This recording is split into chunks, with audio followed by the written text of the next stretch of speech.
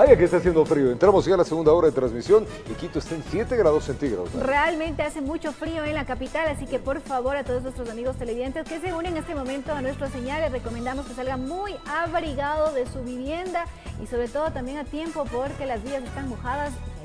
Haga un ejercicio de respiración. Desperécese con ganas los que nos están viendo a través de las diferentes pantallas en la cama y pretenda de que el día sea de lo más positivo. Ya estamos el día jueves, esta hora hay mucho para contarles, pero miren, ahí está el tráfico de entrada, ¿no? De lo que estamos viendo a través del satélite, este es el Trébol. Miren ustedes, recordemos que toda la noche Ali llovió, entonces al llover las vías están anegadas. Ahí estamos viendo que el Trébol tiene un tráfico de norte-sur y sur-norte sumamente fuerte. La José María Velasco Ibarra está totalmente congestionada. Vía que va a la Simón Bolívar también tiene subida, carga de bajada. Ahí estamos viendo la Simón Bolívar, que también presenta, vamos a hacer un acercamiento y alejar un poco. Miren, esta es la vía de la Simón Bolívar hacia el norte. Hacia el norte del intercambiador de Los Chillos hay muchísima carga vehicular. También, por favor, tome los recaudos, ya que hay algunos accidentes sobre la vía, producto, evidentemente, de la impericia de algunos conductores que imprimen demasiada velocidad. Nos hemos acercado al túnel Guayasamín. La avenida 6 de diciembre ya presenta carga vehicular. Ahí lo estamos viendo, esto es toda la 6 de diciembre. Y si vamos un poco para acá arriba, esta es la Eloy Alfaro. Estamos en el norcentro de la ciudad de Quito. Miren ustedes. Así está presentándose el distrito metropolitano de Quito, la avenida El Inca. Si vamos un poco más hacia el norte de la ciudad, podemos mirar, miren ustedes, todo este sector está congestionado ya, es muy al norte de la ciudad de Quito. Estamos cerca de la Panamericana, o sea, miren, cerca de Carcelén, cerca de Carapunco, existe muchísimo tráfico. Si nos desviamos un poquito y vamos al occidental, ahí estamos en la vía occidental, podemos ver a la altura de la 24 de mayo un tráfico sumamente pesado a lo largo de esta vía realmente importante. Ali, hay tráfico. Bueno, ahí está entonces cómo está a esta hora, cuando son las 7:02, la situación del tráfico en nuestra ciudad. Vemos que en algunos sectores hay bastante congestión, así que a salir con tiempo de la casita. Ese es el consejo que siempre damos para que no imprima velocidad si se va a atrasar y ahí los accidentes. ¿Y sabe qué? Por favor, no lea mientras conduzca. Claro. El día de ayer yo salí de una grabación muy cerquita del Parque La Carolina y un individuo solito se chocó. ¿Pero sabe por qué se chocó? Estaba en celular no, y el auto ¡pum! Contra el poste y nosotros quedamos. Y luego de la vergüenza dio retro y se fue. O sea, no, terrible. Por favor. Y bueno, aquí al parecer no pasó a mayores. No pasó a mayores, se golpeó el auto. Puede ser el causante de un accidente mucho más fuerte. Y además, no solamente que es por su vida esto, sino por la vida de los demás, por el alrededor, respete a los demás. Eso, consideración y respeto. Iniciemos ya que tenemos mucho para contarles. Les contamos que el Ministerio de Salud publicó la lista de especialidades que se requieren tras el fin del convenio entre Ecuador y Cuba. El Colegio de Médicos de Pichincha asegura que los profesionales ecuatorianos están capacitados para cubrir la mayoría de las plazas. Luego que el gobierno anunciara la terminación del convenio de salud entre Ecuador y Cuba, con lo cual se liberaron cerca de 400 plazas de especialidades médicas para profesionales ecuatorianos, el Ministerio de Salud, a través de un comunicado oficial, convocó a los profesionales en las áreas que se requieren. Estas son fisiatría, oftalmología, imagenología, angiología y epidemiología. Aquello es visto con buenos ojos por parte del presidente del Colegio de Médicos de Pichincha, Víctor Álvarez. No solamente son especialidades, también son plazas conformadas por técnicos, tecnólogos, en la cual nosotros en alguna medida sí estamos preparados, pero no en toda la totalidad. Señala que no es un secreto para nadie que Ecuador tiene un déficit de médicos especialistas, por lo cual comprenden que las especialidades que no puedan ser cubiertas por ecuatorianos deban ser ocupadas por extranjeros, para lo cual sostiene el proceso debe ser transparente y normado por la ley. Bajo una modalidad de un concurso y que aquellos médicos que vayan a cubrir esas plazas sean nacionales o sean extranjeros, cumplan los requisitos de méritos de oposición para dar a la población atención de calidad con médicos calificados y profesionales calificados. Pero más allá de ello, este déficit para Álvarez debe ser subsanado de fondo con un proceso de formación para que estas plazas a futuro sean cubiertas en su totalidad por médicos ecuatorianos. La oferta de los posgrados tiene que ser adecuada en ese sentido. Se debe ofertar los posgrados que ya no los clásicos como cirugía, pediatría, anestesiología, sino aquellos posgrados que la población necesita. En este marco, ante la preocupación de que mientras estas plazas sean ocupadas, la atención pueda ser suspendida, la ministra de Gobierno, María Paula Romo, aclaró. Entonces, el primer paso es hacer un llamado para que se llenen las plazas, para que se llenen las vacantes y que en ningún momento el fin de estos convenios signifique que haya lugares que se queden sin un especialista que ya estaba en ese lugar o que tenía atenciones programadas. En Quito informó Adriana Rojas. Es tiempo de contarles que los maestros jubilados dicen aún no recibir el pago de sus compensaciones jubilares. Debido, dice, que la burocracia está tremenda y sobre todo encontrada esta en el Ministerio de Educación, que es la instancia encargada de elaborar sus carpetas para luego pasarlas al Ministerio de Finanzas. Piden la comparecencia en la Asamblea Nacional de la ministra de Educación, quien se ha ausentado por 2 ocasiones. Cumplimiento de pago por bonos. Por segunda ocasión, la Comisión de Participación Ciudadana, presidida por el asambleísta Raúl Tello, convocó a comparecer a la ministra de Educación, Montserrat Kremer, y por segunda ocasión no asistió. El objetivo de citarla era exponer los problemas que han tenido varios maestros jubilados para armar las carpetas y con ello recibir el pago de sus compensaciones jubilares que estaban pendientes. Hemos ratificado algunas preguntas que lo hemos realizado por escrito y que tampoco hemos recibido respuesta de la señora ministra.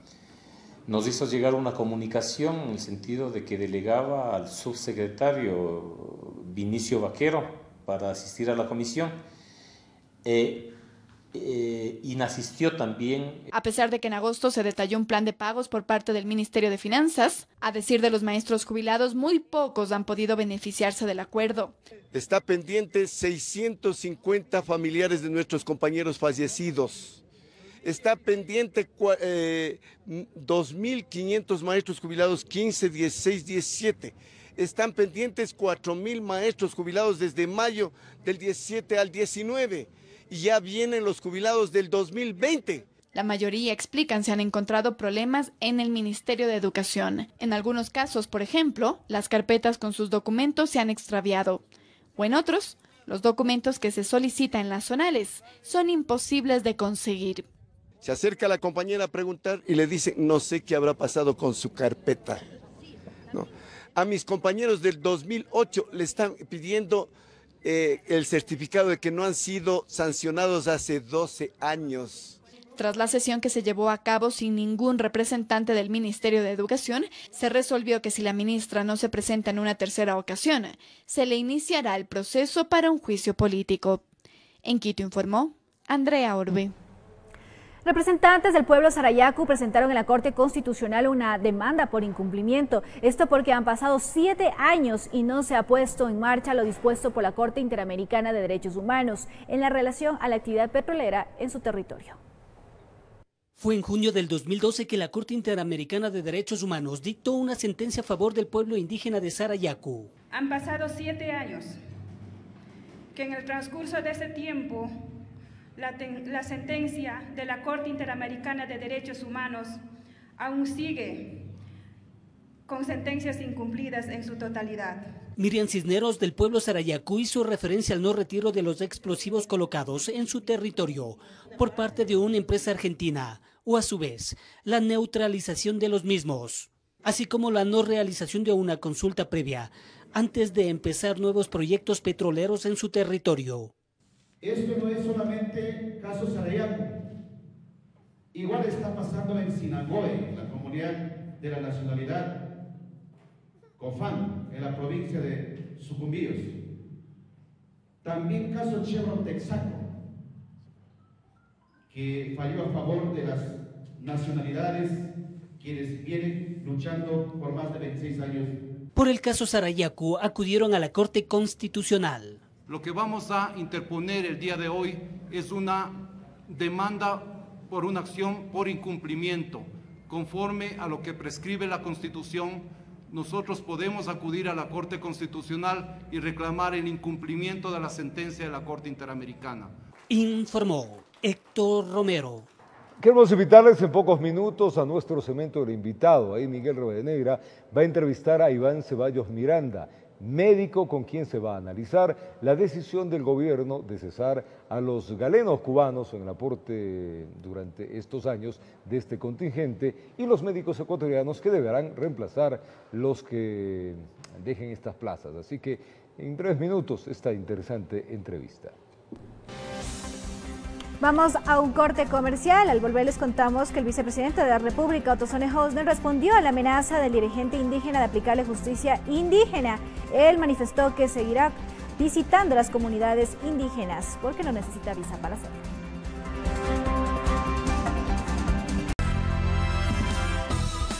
7:14 en la mañana. Yo quiero recordarles que la ciudad de Quito está con alguna lluvia y sobre todo las vías anegadas. En pantalla algunos problemas de tránsito para que usted tome en cuenta. A esta hora va a salir, así que por favor pónganlo en pantalla si es tan amable. Estos son algunos problemas que tenemos sobre la avenida Palmeras y Eloy Alfaro. Por derrame de combustible, personal operativo gestiona desvíos en el lugar. Tome los recaudos del caso. Accidente de tránsito sobre la Real Audiencia, avenida del Maestro, cerrado 2 carriles, sentido sur-norte. Personal operativo gestiona movilidad, dice la MT. Este es el más grave. Accidente de tránsito sobre la Interoceánica, pasaje 6 a la altura del kilómetro 22 entre Puembo y Pifo, cerrado carril derecho. Personal operativo refuerza el control de la misma. Este es el más grave porque hay heridos de por medio. Así está la ciudad de Quito a esta hora. Por favor, tome en cuenta estos detalles importantes para la movilidad. En otra información les contamos que el vicepresidente de la República, Otto Sonne Hosner, respondió a la amenaza del dirigente indígena Leonidas Issa sobre la posibilidad de aplicarle justicia indígena. Aseguró que a pesar de eso continuará visitando las comunidades porque no necesita visa para hacerlo. Caldeado se muestra el ambiente político. Por un lado, el dirigente indígena Leonidas Issa amenazando al vicepresidente de la República, Otto Sonne Hosner, por visitar las comunidades indígenas.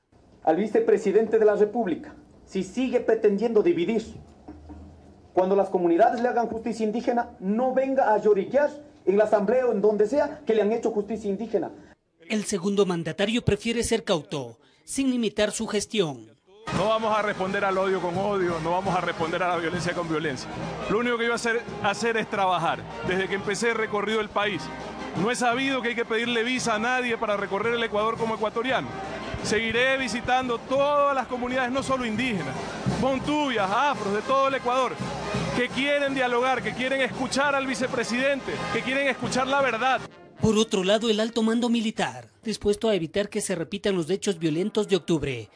Eso sí, respaldados en lo que establece el mandato constitucional. Que no se equivoquen los violentos, que no confundan los grupos criminales asociados con el narcotráfico y la subversión, que no olviden los corruptos. Nuestras Fuerzas Armadas no lo van a permitir.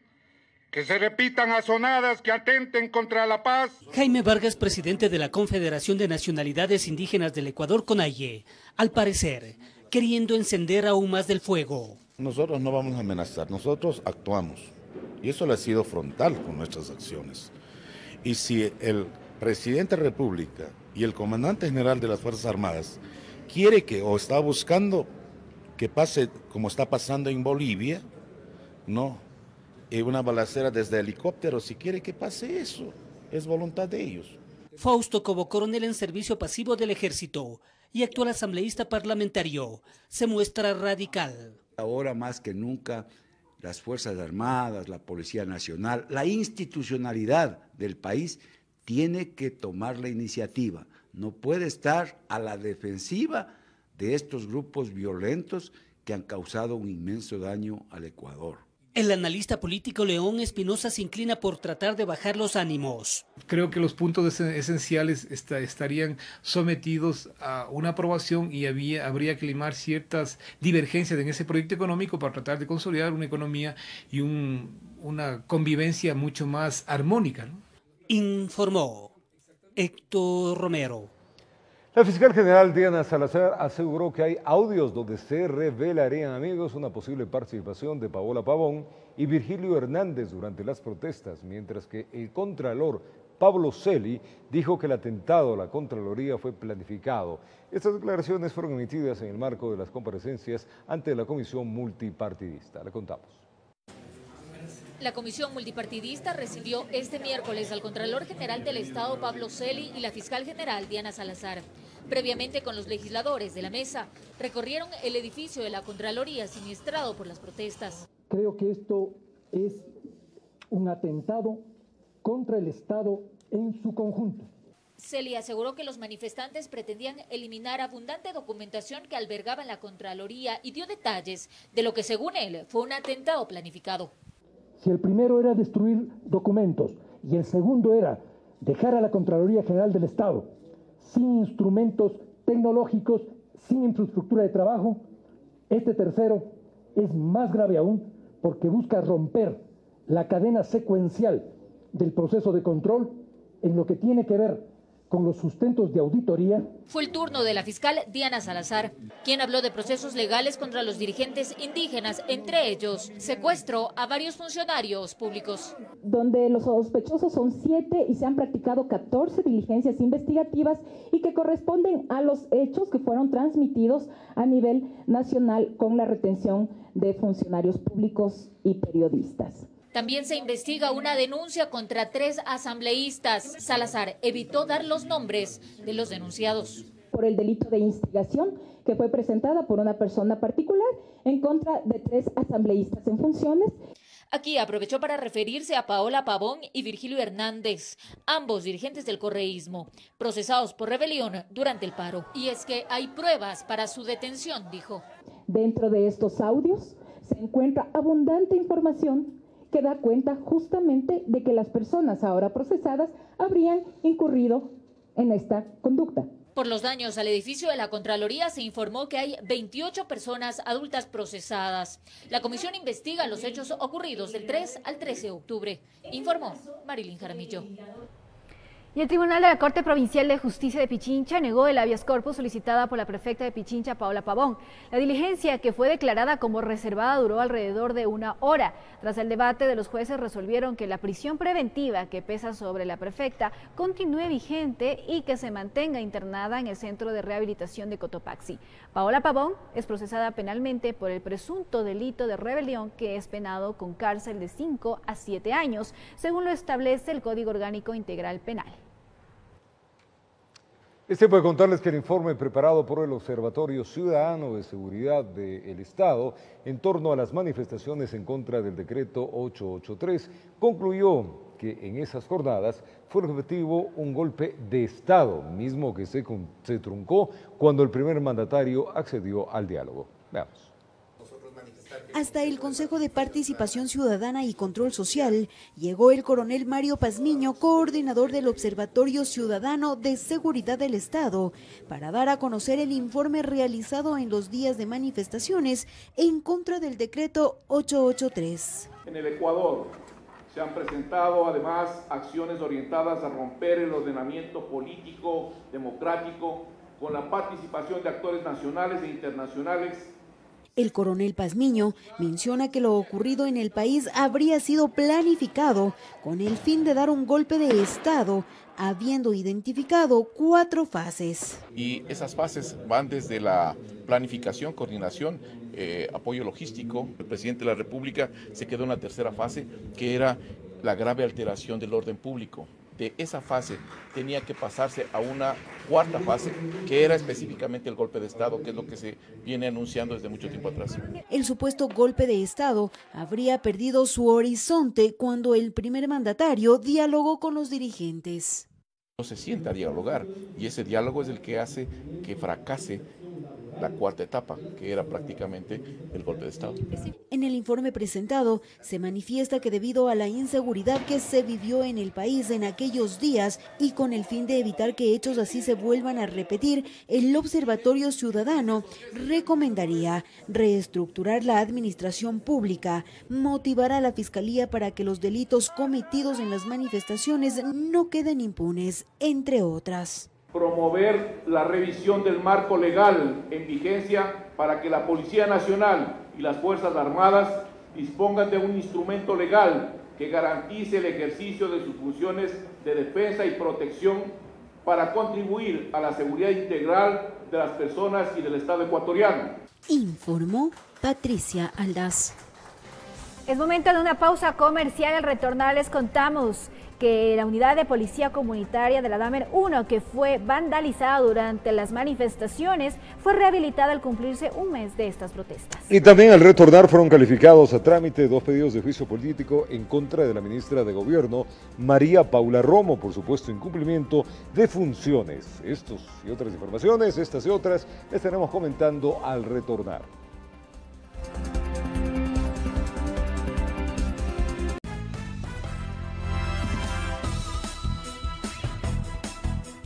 Gracias por continuar en nuestra sintonía. Les contamos que la unidad de policía comunitaria Damer 1, ubicada al norte de Quito, fue rehabilitada al cumplirse un mes de las protestas. La reconstrucción de la UPC, afectada por actos vándalos, se realizará con el apoyo de la empresa privada.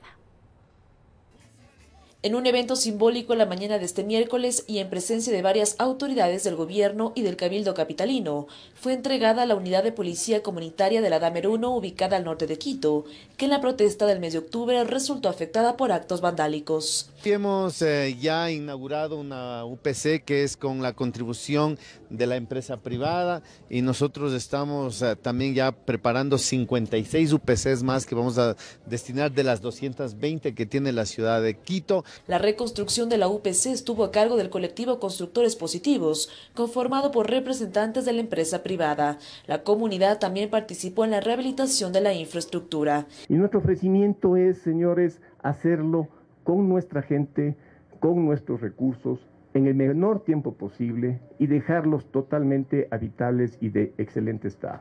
El alcalde Jorge Yunda anunció que esta será la primera UPC en la que trabajarán de manera conjunta miembros de la Policía Nacional y agentes de tránsito.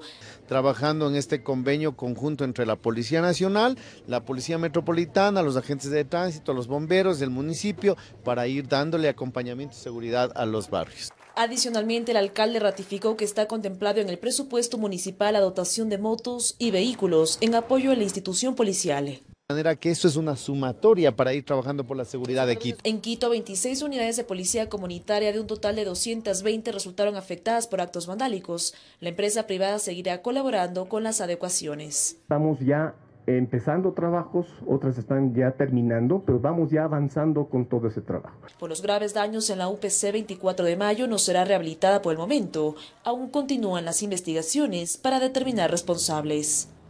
Informó Priscila Cadena. Es tiempo de contarles que fueron calificados a trámite 2 pedidos de juicio político en contra de la ministra de Gobierno María Paula Romo, por supuesto en cumplimiento de funciones frente a la crisis carcelaria y uso indebido de bienes públicos, esto por el escándalo del helicóptero policial. Le contamos. La ministra de Gobierno María Paula Romo deberá enfrentar a la Asamblea Nacional por 2 peticiones de juicio político, cuyo trámite inicia luego de la calificación del Consejo de Administración Legislativa, en donde 4 de sus 7 miembros dieron el visto bueno. Ellos fueron Patricio Donoso, Ana Belén Marín, Rina Campaña y Cristina Reyes, mientras que el presidente César Litardo y los asambleístas César Solórzano y Carlos Cambala se abstuvieron en la votación.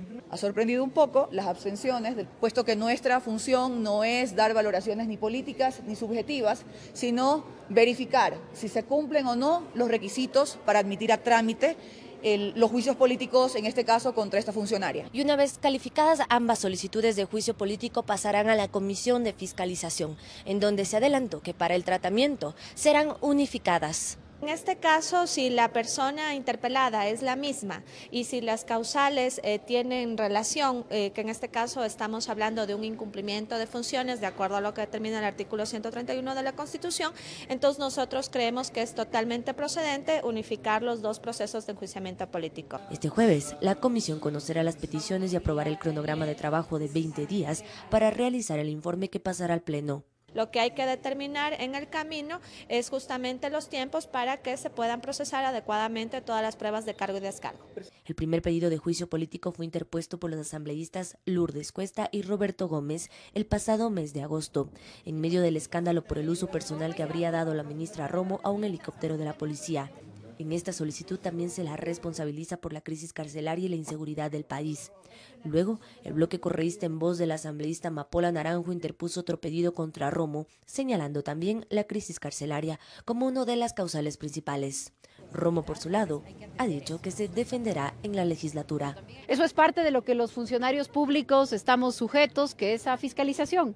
Con mucho gusto iré a la Asamblea. Yo lo he hecho en el pasado, lo voy a hacer ahora también en este trámite de juicio político y creo que además es un buen momento para poder extenderme en las explicaciones que están relacionadas a la violencia que vivió el país en este último mes. Informó Carolina Basante.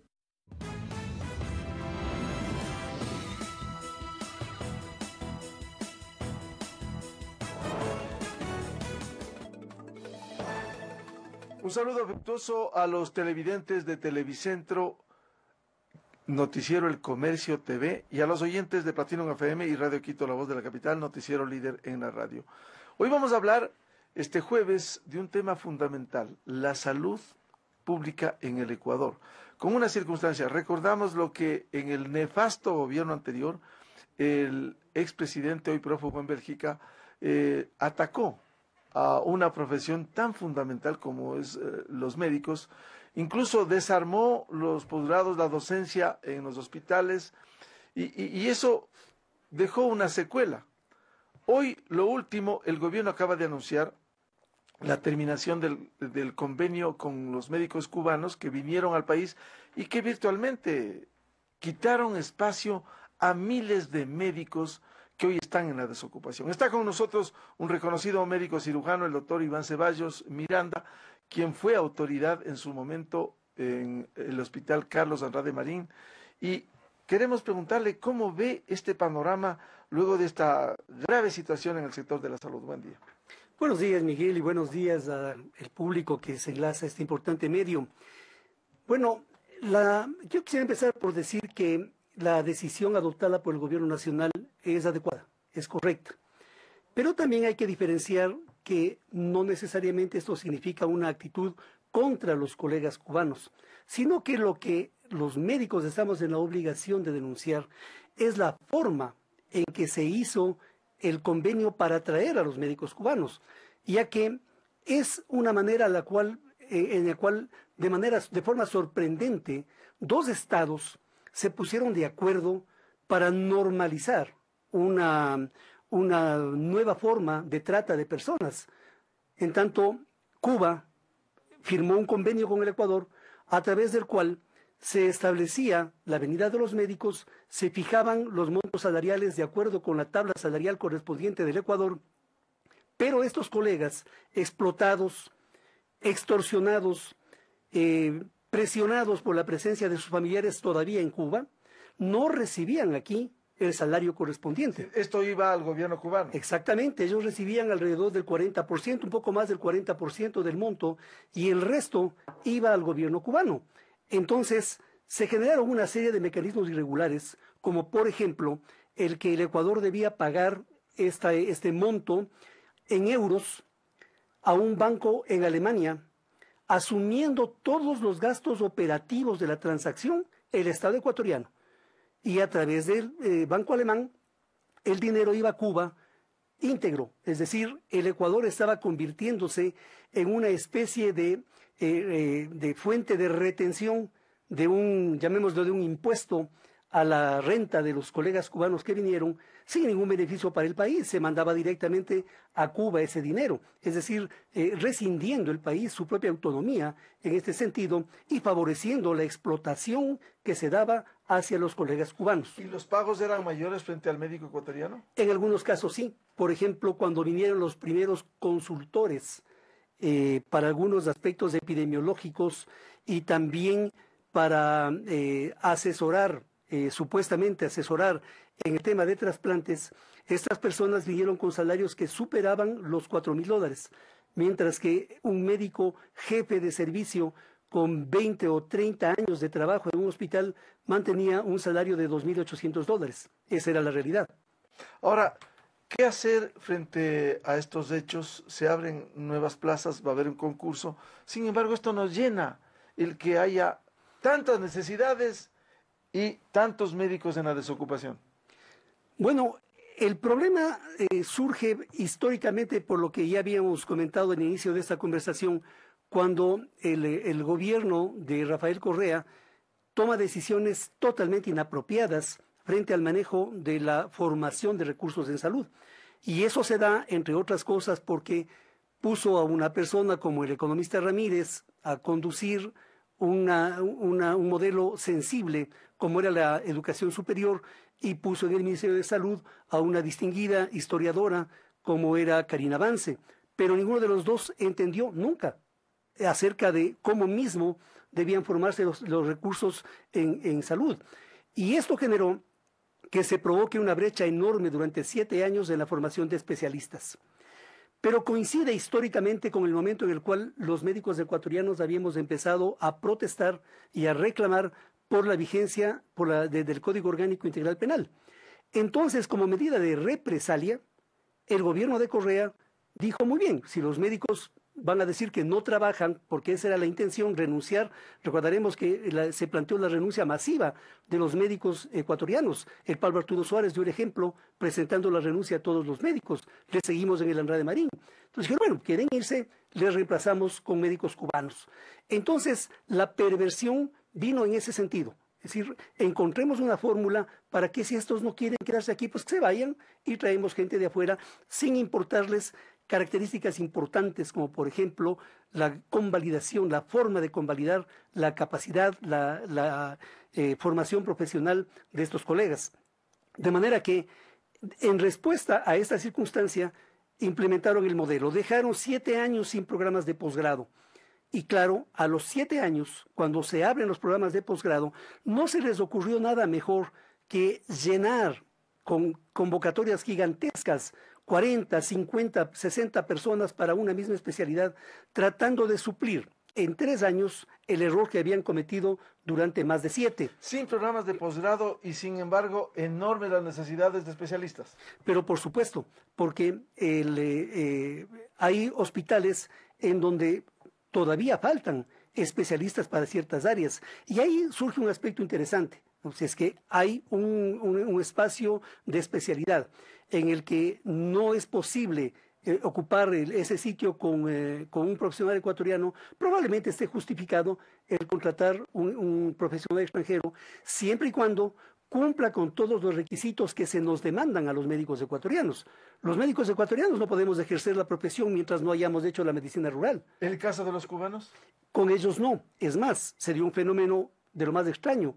Vinieron con estatus diplomático, de manera que estábamos impedidos de obrar legalmente en el caso de que hubiera un error sanitario generado por culpa de un profesional. No había cómo sancionarles, no se adaptaban, no se les podía aplicar la ley ecuatoriana porque tenían estatus diplomático.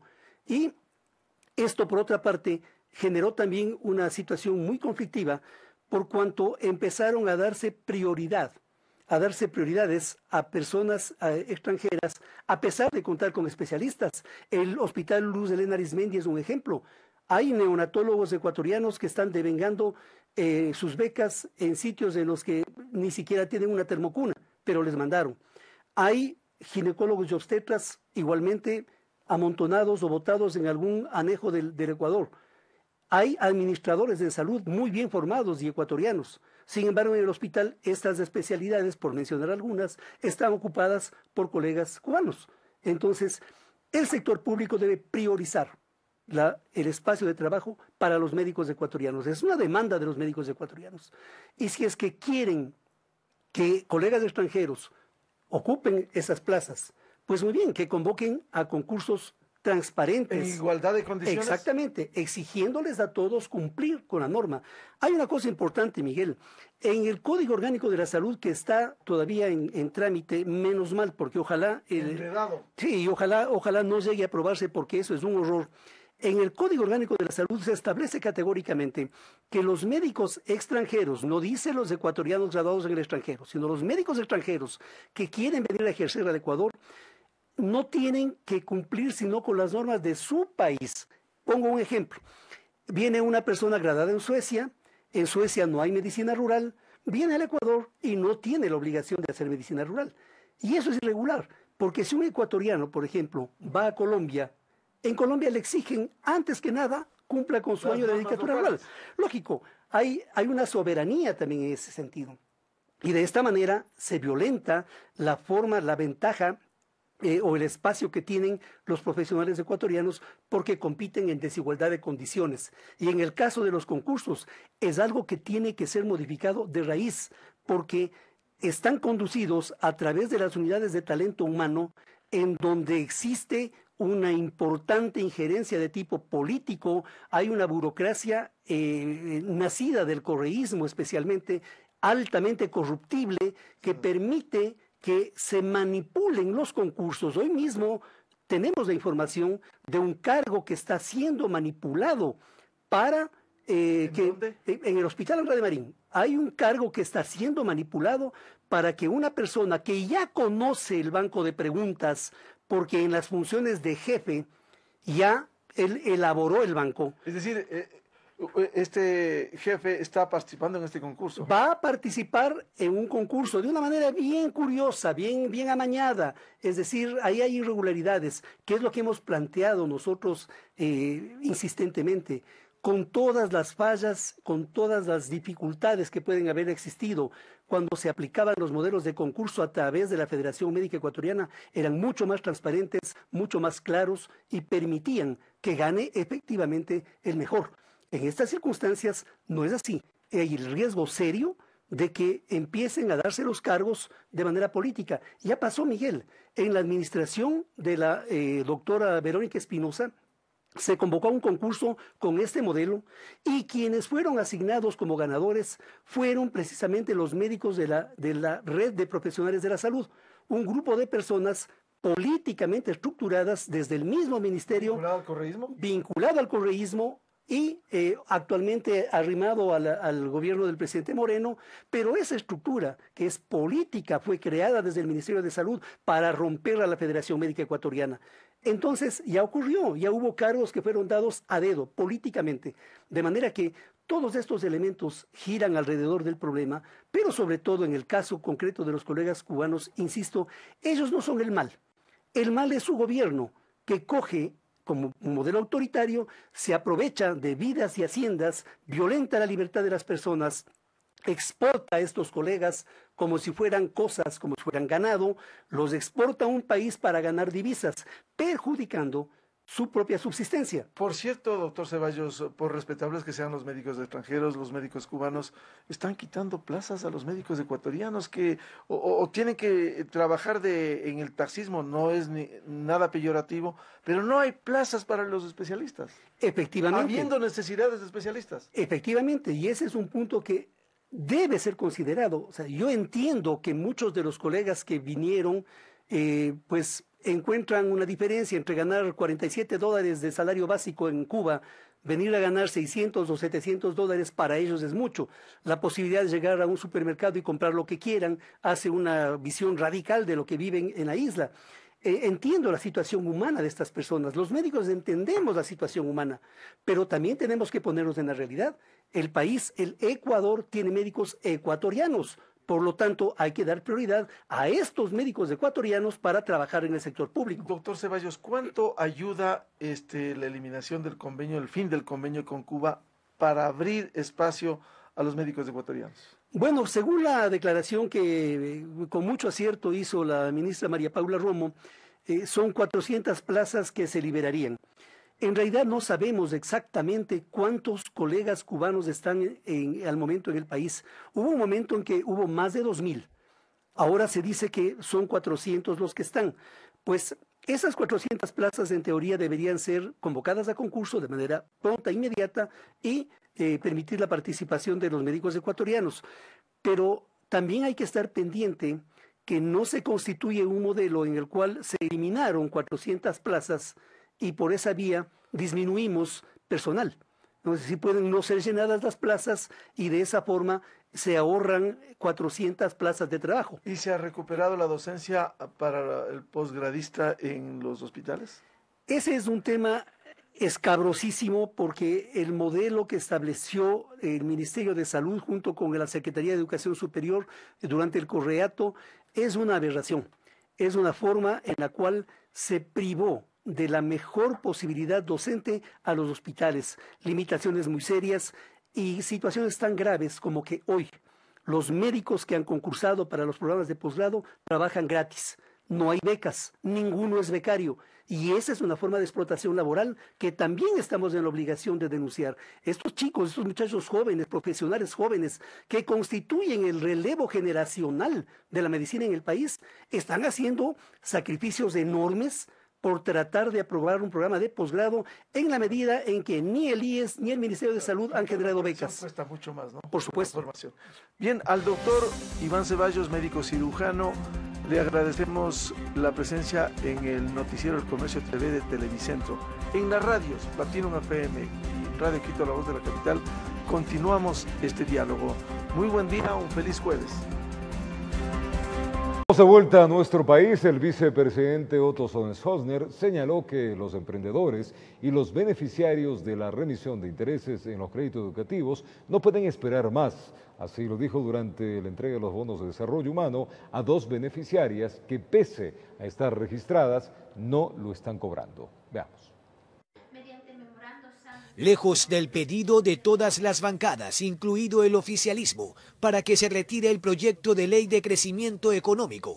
Nosotros aspiramos como la mayoría de los ecuatorianos, que la Asamblea haga su trabajo, que revise la ley, que nos entregue observaciones, pero el país no puede esperar más. Los estudiantes que quieren que se les condonen sus intereses, las multas, quienes aplicaron a becas y hoy están en una situación difícil, no pueden esperar más. El pronunciamiento de los bloques coincidió con la calificación del juicio político a la ministra de Gobierno en el seno del CAL, pero él... Sigo y seguiré confiando en el trabajo de la ministra, ha hecho un trabajo responsable, serio, lo demostró en estos 12 días, en donde a pesar de la brutal violencia, de las agresiones que hoy escuchamos contra la Policía Nacional, contra las Fuerzas Armadas, el vicepresidente calentó en la cancha principal de Durán antes de un evento popular donde habían ponchos y justicia para Luz y Silvia, beneficiarias de un bono que hasta hoy... Que lo reciben y no se han enterado. Heredamos al final del gobierno anterior una política que hacía que se le quite el bono a la persona porque si tenía el piso con cemento, por ejemplo, o porque si tenía celular. Acto en el complejo deportivo del Cantón, donde su alcalde le daba la bienvenida al economista Sonnenschein y al gobernador. Queremos el hospital porque la ciudadanía de Durán requiere salud. Ya firmamos un convenio marco con el Midubi y queremos poner los terrenos y poner también la empresa pública de vivienda para que haya vivienda barata. Hasta el mes de marzo ese hospital tiene que estar al servicio de los cientos de miles de habitantes ciudadanos de la ciudad de Durán. Por ello visitó el predio donde se construye el hospital del Ministerio de Salud. Informó Jorge Escobar.